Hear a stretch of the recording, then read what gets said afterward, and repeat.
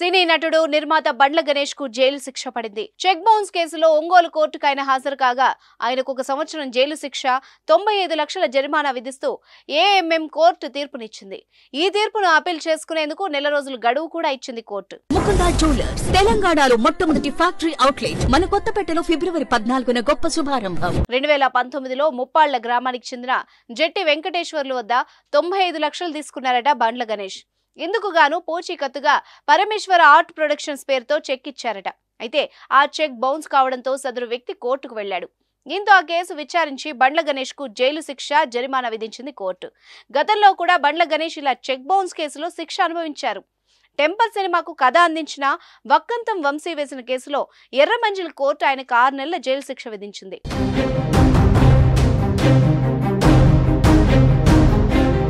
న్యాయస్థానం ఆయనకు జైలు శిక్షతో పాటు 15,86,550 రూపాయల జరిమానా విధించడం జరిగింది. సినిమాలతో పాటు రాజకీయాల్లో కూడా తన మార్కు చూపిస్తున్నారు బండ్ల గణేష్. కాంగ్రెస్ పార్టీ నాయకుడిగా ఆయన చేస్తున్న కామెంట్స్ వైరల్ అవుతున్నాయి. తెలంగాణ ఎన్నికలకు ముందే కాంగ్రెస్ పార్టీకి 90 సీట్లు వస్తాయని జోస్యం చెప్పిన బండ్లన్న ఈ 10 ఏళ్ల పాటు చాలా బాధను అనుభవించామని అన్నారు. తెలంగాణ రాష్ట్రానికి కాబోయే ముఖ్యమంత్రి రేవంత్ రెడ్డి అని చెప్పిన ఆయన మల్కాజ్గిరి పార్లమెంట్ సీటుకు దరఖాస్తు చేసుకున్నారు.